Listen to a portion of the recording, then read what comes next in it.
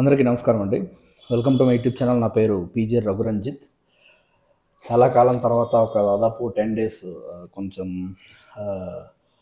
బిజీగా ఉన్నా వేరే పనులు. సో నేను వీడియోస్ పెట్టలేకపోయాను. చాలా అంశాలు నేను మిస్ చేశానన్న సంగతి నాకు తెలుసు. బట్ అర్థం చేసుకోండి, ఇక మీద నుంచి నేను రెగ్యులర్గా వీడియోస్ పెడతా ఉంటాను.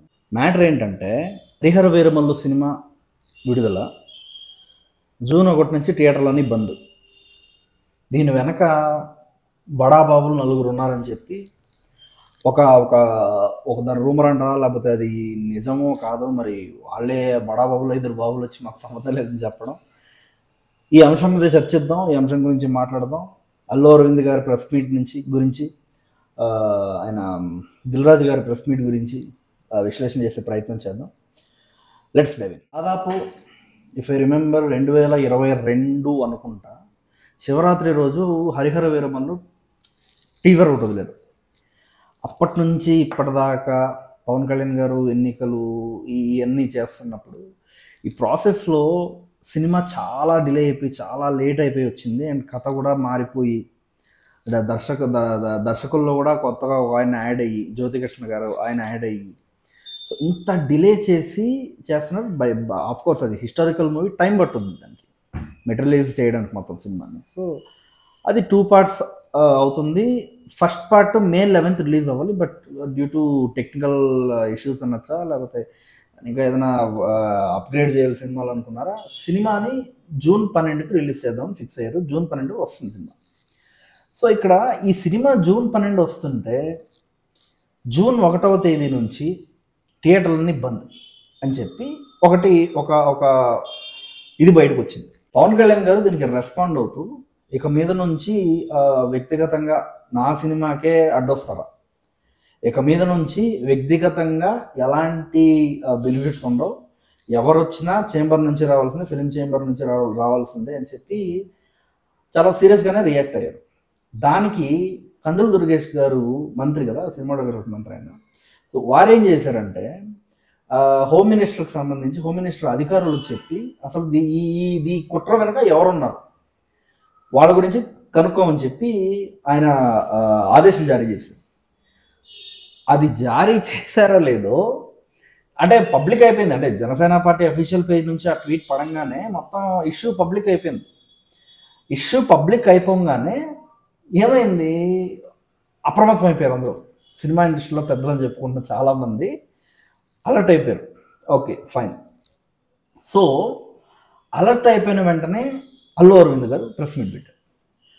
అల్లు అరవింద్ గారు మాట్లాడిన అంశం పవన్ కళ్యాణ్ గారికి మద్దతు ఇస్తున్నట్టే మాట్లాడారు. మద్దతు ఇస్తూనే మాట్లాడారు, ఎందుకంటే అఫ్కోర్స్ ఈజ్ ఫ్యామిలీ మెంబర్ కాబట్టి మద్దతు ఇస్తారు. సో ఈ సంగతి మనం పక్కన పెడితే, ఆయన మాట అన్నారు, పవన్ కళ్యాణ్ గారి సినిమాని ఎవరు ఆపాలనుకుంటున్నారు అని. సో సేమ్ ఇదే కైండ్ ఆఫ్ మాట ఆయన శ్రీరెడ్డి ఇష్యూ అయినప్పుడు కూడా అన్నారు. పవన్ కళ్యాణ్ గారిని నువ్వు తక్కువ చేయాలి, ఆయన క్రేజ్ని నువ్వు తగ్గించాలని చూస్తావు, పిచ్చోడాన్ని రామ్ గోపాల్ వర్మని తిడతాను, ఇంకా గుర్తుంది. సో సిమిలర్ టు దట్ ఆయన మాట అన్నారు మొన్న దీంట్లో కూడా, ప్రెస్ మీట్లో కూడా.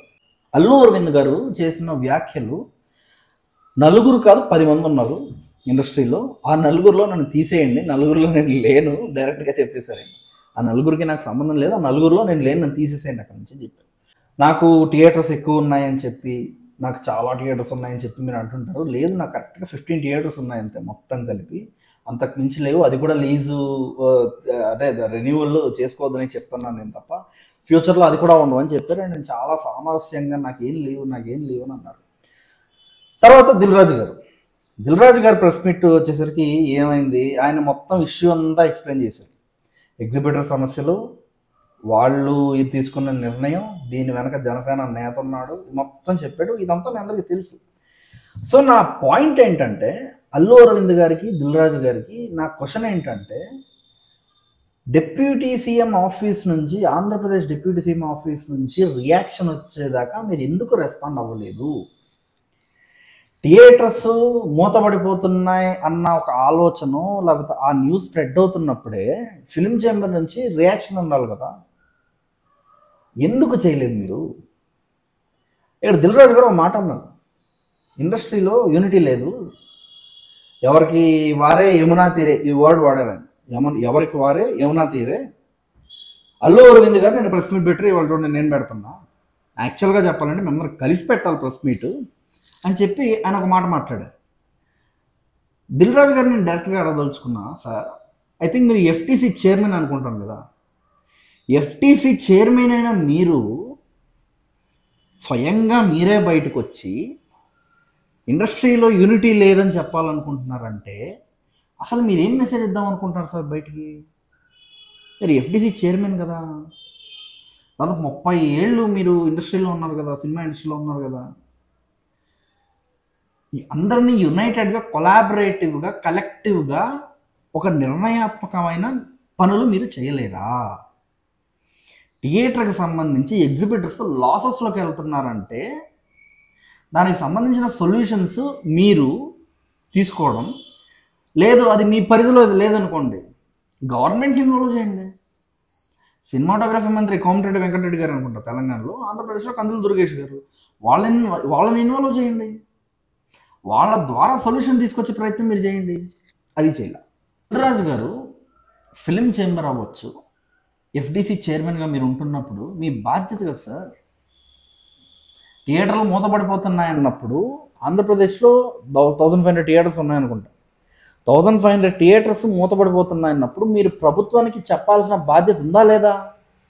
మీరు తెలంగాణ చైర్మన్ అనుకోండి ఎఫ్డీసీకి, ఆంధ్రప్రదేశ్ గవర్నమెంట్ని మీరు ఇన్ఫార్మ్ చేస్తారా, చేయరా?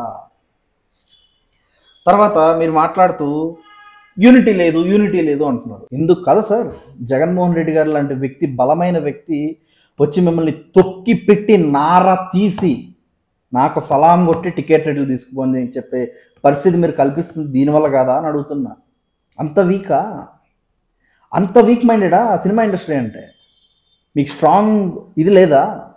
తర్వాత ఇంకో విషయం నాకు చాలా క్లారిటీ వచ్చింది, దిల్ రాజు గారు చెప్పిన ఈ పాయింట్ కూడా. గతంలో జగన్మోహన్ రెడ్డి గారు ఉన్నప్పుడు చాలా కష్టాలు ఉండేది, ఇబ్బందిగా ఉండేది, కానీ పవన్ కళ్యాణ్ గారు వచ్చిన తర్వాత మాకు ఈజీ అయిపోయింది, ఫోన్ చేసి టికెట్ రేట్స్ కావాలని చెప్తే ఆయన అప్రూవ్ చేసేస్తున్నారు అని చెప్పి మీరు చెప్పారు. అంటే నాకు ఇక్కడ ఒక విషయం అర్థమైంది సార్, ఎవరికి వారు ఫోన్ చేసి కనుక్కుంటున్నారంటే మీరు ఫిలిం ఇండస్ట్రీకి సంబంధించి ఆ డెవలప్మెంట్ మీరు పనిచేస్తున్నారా, మీ ఎకనామికల్ డెవలప్మెంట్కి, మీ ఫైనాన్షియల్ స్టెబిలిటీకి మీరు పనిచేస్తున్నారా? అంటే మీకు టికెట్ రేట్స్ కావాలంటే మాత్రమే ప్రభుత్వం కావాలా? అది ప్రభుత్వం అక్కర్లేదా? సినిమాటోగ్రఫీ శాఖ అవసరం లేదా? ఇక్కడ పవన్ కళ్యాణ్ గారు ట్రైబల్ ఏరియాస్కి వెళ్ళి, కుర్డి గ్రామం, డుమ్రిగూడ అక్కడికి వెళ్ళి అక్కడున్న ట్రైబల్ పీపుల్ని కన్విన్స్ చేసి ఇక్కడ మనం ఫిలిం ఇండస్ట్రీని, టూరిజంని ఇక్కడ డెవలప్ చేస్తాం, ఇక్కడ షూటింగ్లు ఉంటాయి, మీరు మీ ఇళ్ళని రెంట్కి ఇవ్వడానికి మీరు సిద్ధంగా ఉండండి, వాళ్ళ మానసికంగా వాళ్ళ తయారు చేస్తుంటే మీ స్వార్థాలు మీది. మీకు టికెట్ రేట్లు కావాలంటే వచ్చి మాట్లాడతారు, టికెట్ రేట్లు అక్కడ లేదా మీరు మాట్లాడరు. సేమ్ తెలంగాణలో కూడా ఇంత చేశారు, same to same. Allu Arjun గారిని అరెస్ట్ చేసి అల్లు అర్జున్ గారిని ఎఫ్ఐఆర్ ఫైల్ అయ్యి అరెస్ట్ అయిపోయి స్టాంపేడ్ జరిగిన అది దురదృష్టకరం. అది తర్వాత మీరు వెళ్ళి కలిశారు, నేను ఎత్తేస్తున్నాను, నేను బెనిఫిట్స్ ఇవ్వట్లేదు నేను అని చెప్తే అప్పుడు వెళ్ళి కలిసారు. మీరు ముందే ఎందుకు వెళ్ళి కలవలేదు? మొటిక్కాయలు కొట్టాలా సార్ ఫిల్మ్ ఇండస్ట్రీని? దిల్రాజు గారు అన్నట్లు అందరూ అంటున్నా, మొటిక్కాయలు కొట్టాలా మీకు? మొటిక్కాయలు కొడితేనే మీరు మేల్కొంటారా? కొంచెం చెప్పండి, అదేనా సరే? అస్సలు కంప్లీట్గా వాళ్ళు మిమ్మల్ని మాక్ చేస్తే మీరు రెస్పాండ్ అవుతున్నారు. సేమ్ వైఎస్ జగన్మోహన్ రెడ్డి గారు ముఖ్యమంత్రిగా ఉన్నప్పుడు కూడా అయింది. ఎంఆర్ఓలు ఆ జియో పాస్ అయిన రోజు, ఆ రోజు మీరు ఇలా ఆయన కాకాపడతారు. అప్పటిదాకా పనిలా. పవన్ కళ్యాణ్ గారి అభిమాని, నేను తొలి ప్రేమ సినిమా చూసినప్పుడు ఆయన నేను ఈ యాక్టర్తో నేను తీయాలి సినిమా అనుకున్నాను అని అన్నారు కదా. మరి వకీల్ సాబ్ మనిషి 5 రూపాయలు 10 రూపాయలు టికెట్ పెట్టాం, మీరు ఎందుకు మాట్లాడాలా? ఎందుకు మాట్లాడలేదు సార్? తర్వాత ఇంత తంతు జరుగుతున్నప్పుడు పవన్ కళ్యాణ్ గారు కందుల దుర్గేష్ గారికి చెప్పి రివ్యూ మీటింగ్ పెట్టించి కొన్ని అంశాల మీద నిర్ణయాలు తీసుకోవడం జరిగిందండి.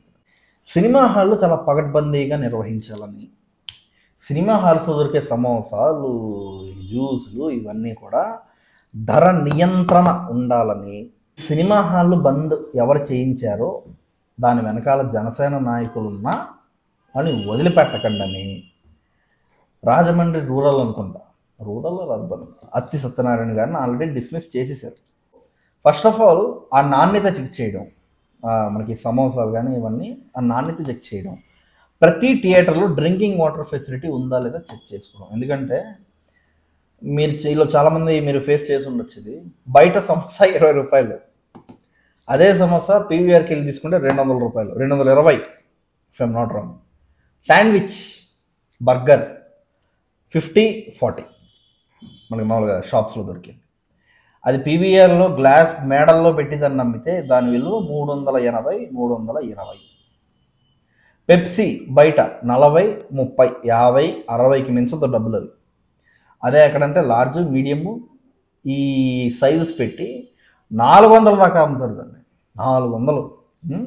ఒక్కొక్క సినిమా టికెట్కి పీవీఆర్లో మీరు ఒక సినిమా చూస్తే ఒక్క సినిమా టికెట్ 500 అని పెట్టుకుంటే మీరు ముగ్గురు వెళ్తే 1500 రూపీస్ టికెట్కి అయితే దగ్గర 2000 ఆ ఫుడ్కి వెళ్ళిపోద్ది. చాలామంది ఓటీటీలో వస్తుంది కదా చూసుకుందాంలే అని చెప్పడం వల్ల థియేటర్స్ మూతపడిపోతుంది, ఎగ్జిబిటర్స్ అక్కడ వస్తుంది సమస్య. అది గుర్తించాలి. రూట్ కాజ్ ఏంటి, ఇది రూట్ కాజ్. ఇది గుర్తించకుండా సినిమా థియేటర్లు బంద్ చేసేస్తుంటారు. అలా ఎలా కుదరదు.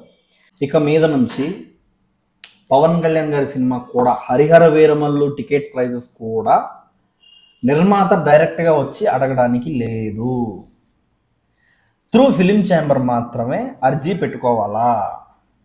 బడ్జెట్ ఎంత అయింది, టికెట్ రేట్స్ ఎంత ఉండాలన్నది అక్కడే డిసైడ్ అవుద్ది. గవర్నమెంట్ అలా డిసైడ్ చేస్తుంది. పర్సనల్గా వచ్చి ఇలాంటి ఫేవర్స్ ఇంకా జరగవు. కాంప్రహెన్సివ్ ఫిలిం డెవలప్మెంట్ పాలసీ అని ఒక కొత్త పాలసీ తీసుకొస్తున్నారు. దాని ద్వారా ఫిల్మ్ ఇండస్ట్రీని ఎలా డెవలప్ చేయాలన్నది ఆ పాలసీ వస్తుంది. సో దాన్ని ఆధారంగా ఫిల్మ్ ఇండస్ట్రీని ఎలా డెవలప్ చేయాలన్నది సినిమాటోగ్రఫీ మంత్రి కందుల దుర్గేష్ గారి ఆధ్వర్యంలో, నారా చంద్రబాబు నాయుడు గారు పవన్ కళ్యాణ్ గారి నాయకత్వంలో ఇది జరుగుద్ది. ఎందుకంటే ఎందుకు పవన్ కళ్యాణ్ గారి విషయంలో స్ట్రిక్ట్ అయ్యారో మీకు చాలామందికి ఆ డౌట్ వచ్చి ఉండొచ్చు. ఎందుకు అవుతున్నారంటే ఫిలిం ఇండస్ట్రీని ఒక కొత్త దారిలో తీసుకెళ్లే ప్రయత్నం చేస్తున్నారు పవన్ కళ్యాణ్ గారు. మీరు చూస్తే ట్రైబల్ ఏరియాస్లో అక్కడ షూటింగ్స్ చేయడం, ఫిలిం ఇండస్ట్రీకి అక్కడ బస్ ఏర్పాటు చేసి ఆ వ్యవస్థ తయారు చేయడం, ఇవన్నీ అయినా ప్రిపేర్ చేసుకుంటున్నాడు. సో దానికి తగ్గట్టుగా ఈ ప్రణాళిక పాలసీ మేకింగ్ అన్నది జరుగుతుంది. సో దయచేసి ఫిలిం ఇండస్ట్రీ వారు నేను కోరుకునేది ఏంటంటే, సార్ మీ స్వార్థాల కోసం కాదు సార్, ఫిలిం ఇండస్ట్రీని సినిమా అన్న ఒక కళని కాపాడడానికి పనిచేయండి. మీ డబ్బుల కన్నా ఇండస్ట్రీ బాగు కోసం ఎక్కువ పాటుపడండి. కరెక్ట్గా లేదు సార్ దిల్ రాజు గారు, మీరు వచ్చి ఏదో ప్రెస్ మీట్లో పెడతారు, అల్లు అరవింద్ గారు వచ్చి ప్రెస్ మీట్లో ఏదో చెప్తారు, మీకు నచ్చింది మీరు, నాకు సంబంధం లేదు బాబోయ్ అని మీరు, అయ్యో నాకు అసలు సంబంధం లేదని చెప్పి ఆయన. ఇది ఎలా ఉందంటే గుమ్మడికాయలు దొంగ అంటే భుజం తొడుకుంటున్నాడు మా నాన్నమ్మ చెప్పేది సామెత. నాకు అలా ఉంది మీరు చేస్తున్న పని. ఇప్పుడు దయచేసి మానండి సార్. నాకు చాలా ఫన్నీగా అనిపించింది మీ ప్రెస్ మీట్స్ చూసిన తర్వాత. నాకు సంబంధం లేదని నాకు సంబంధం లేదు, పవన్ కళ్యాణ్ సినిమా ఎవరు వస్తారని మీరు ఎలివేషన్లు, ఆయన ఎలివేషన్లు. అదే ఉగ్ర నరసింహస్వామిని శాంతపరచడానికి దేవి దేవతలు దిగినట్టు పవన్ కళ్యాణ్ గారిని శాంతపరచడానికి మీరు దిగినట్టుంది పరిస్థితి. ఇది it's not right. So thank you. Film ఇండస్ట్రీకి సంబంధించి హరిహర వీరమల్లు సినిమాని దాన్ని ఆపడానికి ప్రయత్నం చేస్తున్న వ్యక్తులకి సంబంధించి మీ అభిప్రాయాన్ని కామెంట్ తెలియజేయండి. జై జనసేన, జై.